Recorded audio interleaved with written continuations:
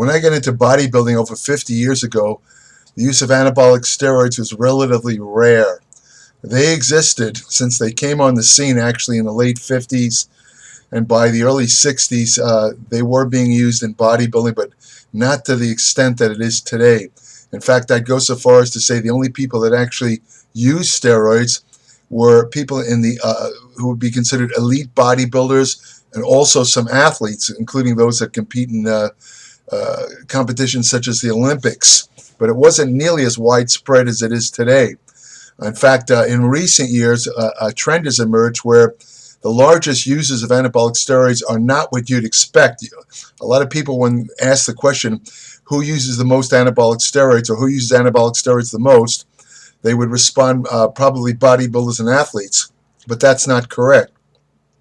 Today, the largest users of steroids are recreational exercises. In other words, these are people that do not necessarily have any intention to compete, but they're people that, for example, have the idea that they need to use steroids to get any degree of muscularity or muscle size. They think it'll help them lose fat and bring out their abs. So, the largest users of steroids today, again, are not bodybuilders and not athletes, but just people who lift weights and want to be muscular, believe it or not. Which brings up the question, and this is a real problem, is that there seems to be a lot of information about anabolic steroids on the internet, various YouTube videos, and so forth. Unfortunately, I've looked at a lot of these videos, and they're ridiculous. The information is wrong. I've looked at some of the so-called drug forums where they talk about various drug cycles, and frankly, it scares the hell out of me, because I've studied steroids myself for, it must be at least 40 years by now. And I can tell you that when I look at these so-called steroid cycles that I see on some of these forums, like I say, it's very alarming, because I know that anyone who follows these cycles for any length of time is without question going to get serious side effects, and some people may actually die. And the thing I don't understand is most of these so-called cycles, first of all, they're not based on any science whatsoever. Let me repeat that. The steroid cycles or suggestions that you see online are based on no science whatsoever. Zero. There's no science. It's all what they call anecdotal information. The second part that I find amazing is this type of advice is often given by people that never show photos of themselves, so you don't even know what kind of results they got. And they never use their real names. They hide behind screen names. So anyone who follows their advice is taking the advice of somebody who's completely anonymous, who they don't even know. They don't even know the level of expertise of these people. Anyone can throw around a couple of technical terms and sound like an expert, but it doesn't mean they know anything. So, I mean, honestly, at age 12, I would have ignored people like that. Not that I wanted to use steroids at age 12, but anyone, if I saw a guy, if they didn't have the internet when I was 12, but let's say they did, if I saw some guy with a name calling himself Muscle Man giving advice on, I'd say, wait a minute, this guy's not even going to give his real name. I'm not going to listen to this clown. I would just tune him right out. But apparently a lot of people do. And that brings up the subject of this video, which is simply, can you use steroids safely? Is there a way of using various steroids, anabolic steroids safely? I mean, if you look online, you'll see a lot of sites where they poo-poo all the warnings about steroids. Oh, it's all nonsense. Show me the bodies, they say. Where are all these people that are dropping dead of steroids? Well, the answer to that question is that the damage that can be incurred by steroids from a medical point of view are subtle. In other words, a lot of it has to do with time and dosage, as with any other drug. In other words, how long you stay on the drugs and how much you use. The longer you stay on steroids and the higher the dose, the greater the risk of side effects. That's just common sense. And also there's a axiom in pharmacology. If a drug doesn't have side effects, it doesn't work. So the notion that anabolic steroids don't have side effects is completely false. And it's a very, very dangerous philosophy to believe. And there's also some statements, for example, a frequent one is injectable steroids are safer than oral steroids. And there is some truth to that. There is some truth to that. Oral steroids from the point of view of, for example, liver and cardiovascular side effects, oral steroids are considerably more toxic than the injectables. But the notion that injectables, and I've read this, I can't believe this, I'm telling you the truth. I've actually read online where people say the injectables are completely non-toxic because they bypass the liver, which anybody with any degree of any knowledge of physiology and medicine gets a big laugh out of that, because yes, injectables initially bypass the liver, but eventually everything goes to the liver to be processed. So if you take enough injectable steroids, you're still going to get liver problems. Don't believe that crap that injectable steroids are completely side effect free. And again, a lot depends on the dosage, how much you use. Some injectables are worse than others. For example, I know people will argue with me, but I personally consider trenbolone, which comes under various names on the black market. It's not an actual drug produced by any drug company. It's always bathtub steroids, sold on the black market. I consider any type of trenbolone toxic from the very first dosage.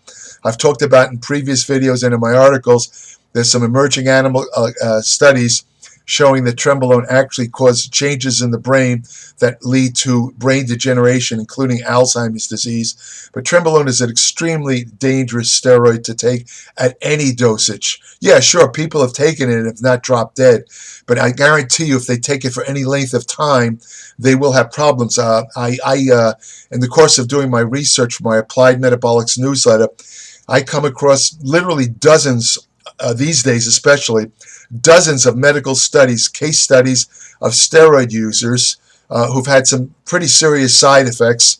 And it seems like a lot of these side effects seem to be emanating from people that have purchased trenbolone off the black market. In other words, trenbolone produces a greater degree of side effects than other steroids. So the first thing to remember is that no steroid is actually safe. Again, it depends on how much you take and how long you take it. The higher the dose, the greater the chance of steroids. Why are oral steroids more dangerous than injectables? Very simple reason. When you take a testosterone by mouth, let's say you just put testosterone in a pill, and there are forms of that, such as methyl testosterone, which was actually the very first anabolic steroid, was actually produced in 1934. But that's another story. But anyway, if you took testosterone in oral form, much of it would be degraded in the liver. Not all of it, but a large percentage of the oral ingested testosterone would be broken down in the liver. It goes through a process called conjugation, where it's turned into water-soluble forms that can be excreted by the kidney. It basically passes right out of you. So what they did with anabolic steroids is they altered the basic testosterone structure to make it less, let's say, downgradable by the liver. In other words, it resists breakdown by the liver because of changes in the anabolic steroid structure. Most of these involve a process called 17-alpha ankylation. But the bottom line, the thing that you have to remember, is that because of this structure change in oral anabolic steroids, they don't break down rapidly in the liver, which is good because you get much more of an anabolic effect. They last longer in the body. The bad part is because they don't break down the liver, when you take large doses of any oral anabolic steroid, even the so-called safe ones like Winstrol and Anavar, they can accumulate in the liver. And when they do that, they cause a situation or a condition called chemical hepatitis.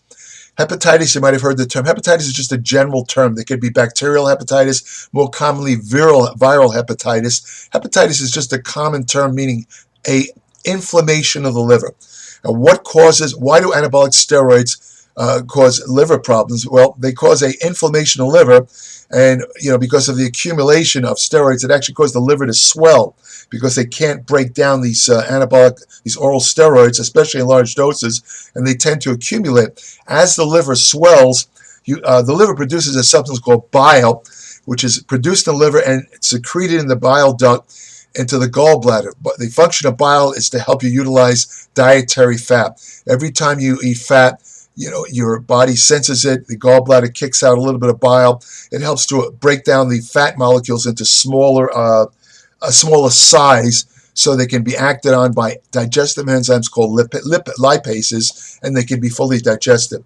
But the point is that when you take anabolic steroids orally in large amounts and you get that liver swelling or inflammation, it tends to block the bile ducts. These are the ducts where the bile is transported through the liver to the gallbladder.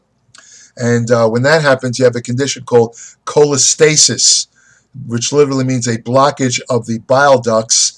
And eventually, what happens is you get an actual destruction of the liver cells themselves. The hepatocytes eventually begin to break down, and that's when you have full-fledged liver disease.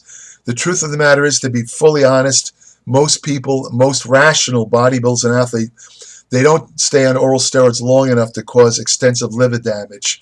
You'd have to stay on them all the time. You have to take large amounts. The good news is that the liver is very regenerative. You can remove 3/4 of your liver and still survive. So when you get off oral steroids, the liver will repair the damage, and you should be okay. The danger would lie is if you would lie taking oral steroids all the time, especially in large amounts. In that case, that's a prescription for definite liver damage. What could be done? Can you do anything? If you are on oral steroids, is there anything you can do to protect your liver? One thing you could do is you have to look at the detoxifying systems of the liver. In other words, what are the systems in the liver that break down toxins that you ingest as either chemicals or drugs? A major detoxifying system of the liver is the glutathione system. Glutathione is an enzyme comprised of 3 amino acids. I've spoken about it in past videos, but the point is that when you take large amounts of oral steroids, the glutathione gets depleted, and this adds to the liver damage induced by oral steroids. So what you can do is take nutritional precursors to glutathione, the foremost being N-acetylcysteine. You want to take about 1,200 milligrams a day. Some people also suggest gamma-linoleic acid, which also seems to help reduce some of the inflammation of the liver. I've also talked about in the previous video.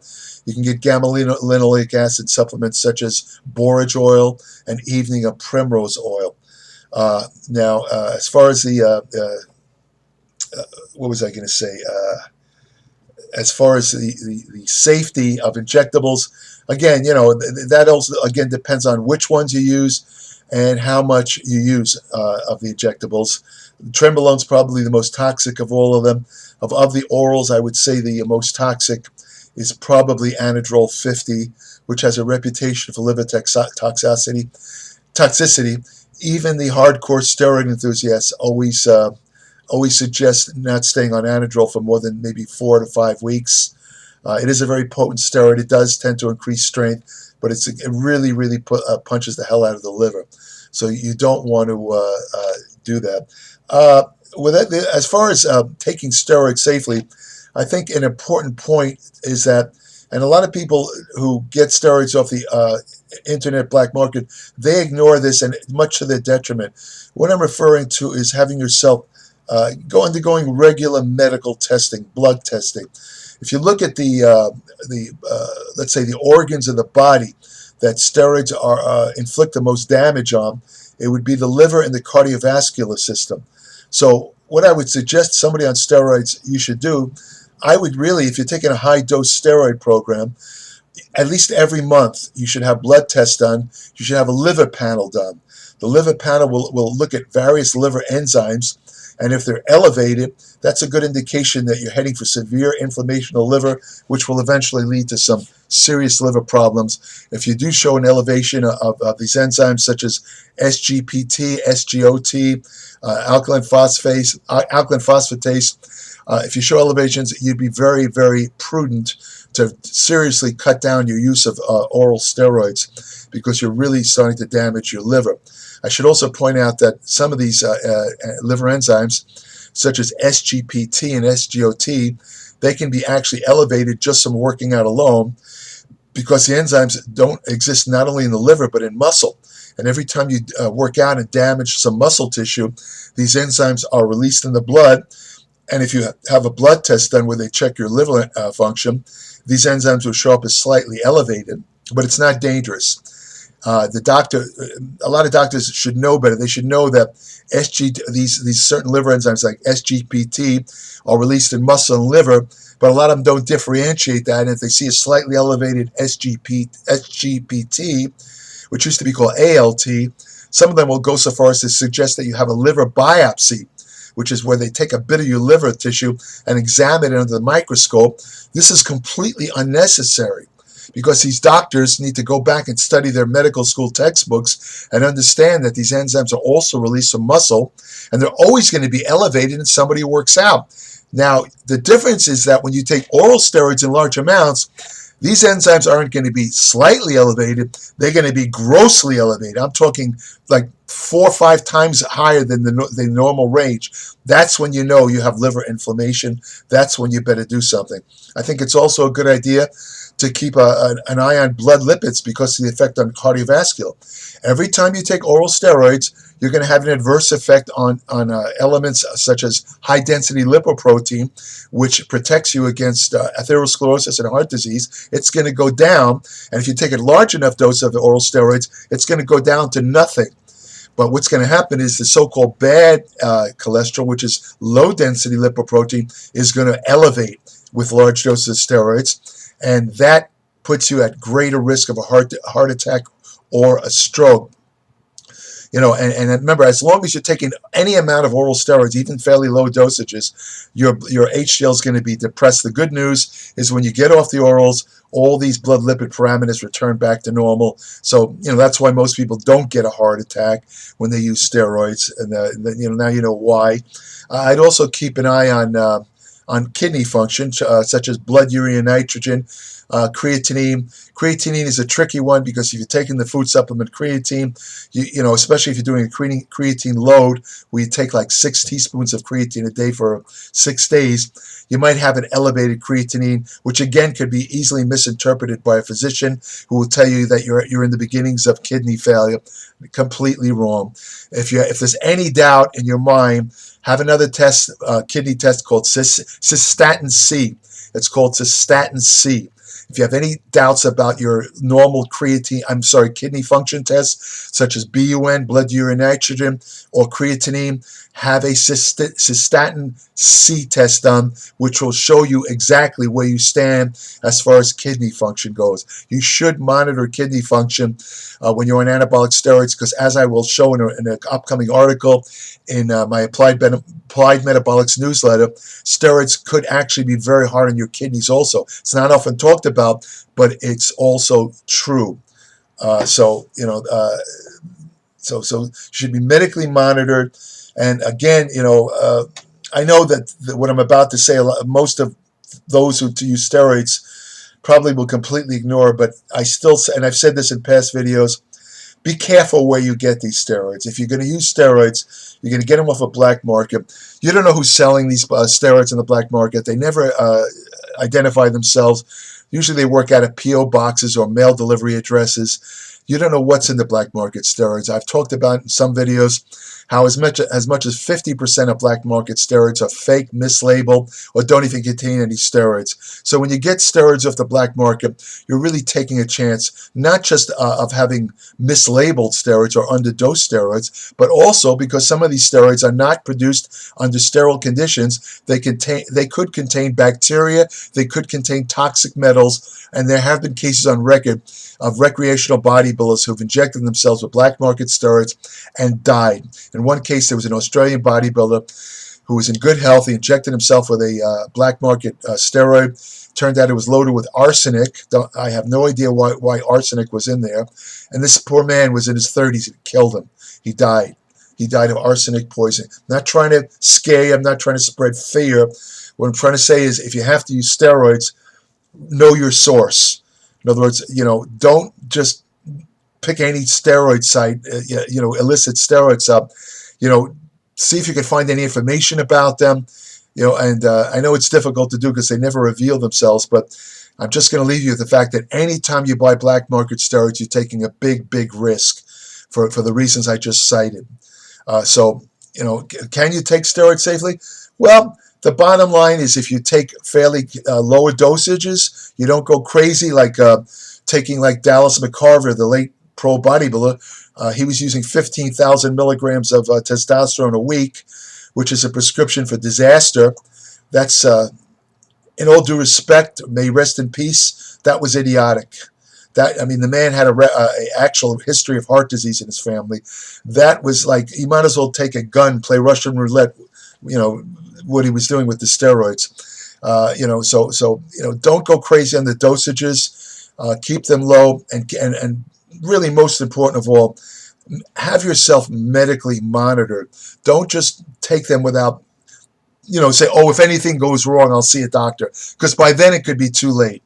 You could have already caused some heart damage. You could have severe liver damage. I mean, there's many men who used over-the-counter testosterone boosters that were around a couple of years ago. A couple of these guys went into complete liver failure because what they were old anabolic steroids that were re-released and in supplement form.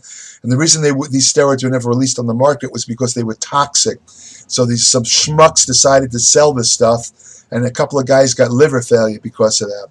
So again, monitor yourself, and let me leave you with this thought. And again, I know I'll probably get a lot of bad comments for saying this, but anabolic steroids are never safe.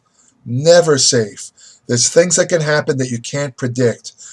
For example, let's say you have a genetic clotting problem and you don't know about it. You've never experienced any problems. You could take certain oral steroids and just throw a blood clot that can give you a heart attack and die. You could be otherwise healthy and die. You would have no warning about this, nothing. A lot of us walk around with genetic time bombs in our body. We don't even know they exist because they don't present any symptoms. Sometimes taking drugs like steroids can bring them out, and this could actually kill you. So I'm not trying to be alarming here. I'm just trying to tell you, I'm trying to explain why I say steroids can never be completely called safe. It's always a risk. But if you medically monitor yourself and you take more conservative doses, especially go easy on the orals, if you have to take steroids, at least focus on the injectables. They are safer than the orals. I'm not going to say you're going to be okay. I can't never predict that because everybody's different. But you'll at least be safer than the guys that just buy any amount of black market steroids, don't medically monitor themselves, and take huge doses. Those guys are all going to be screwed up, I guarantee it. If you want more information about nutrition, hormonal therapy, I'm not going to give anabolic drug cycles because, as I said, they are based on no science. But I will talk about stuff like testosterone replacement therapy, that type of thing. Supplements, exercise science, fat loss techniques that work, anti-aging research that you can do now, that you can apply now, women's health, ergogenic aids. All of this is in my Applied Metabolics newsletter, www.appliedmetabolics.com. Each issue is about 40 to 50 pages. The issue that just came out this month is 52 pages. To give you an example, it's more like a monthly ebook than a newsletter. I should never have called it a newsletter. And I guarantee, no matter what your level of knowledge, you will learn something. I don't care how smart you think you are, how many PhDs or even MDs, you will learn something because my newsletter is based on the newest evidence-based research most people are not even aware of. So subscribe today. Again, www.appliedmetabolics.com.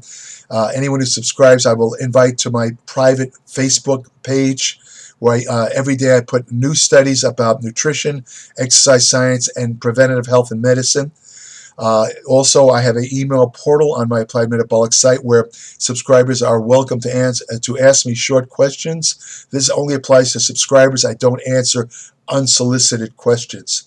So that's about it. Take care. If you want to have the best friend you'll ever have, go to your local shelter, adopt a dog. I was going to say dogs will keep you from using steroids, but that would not be true. That would make me like the rest of these YouTubers, and I'm not going to lie in my videos. Anyway, take care.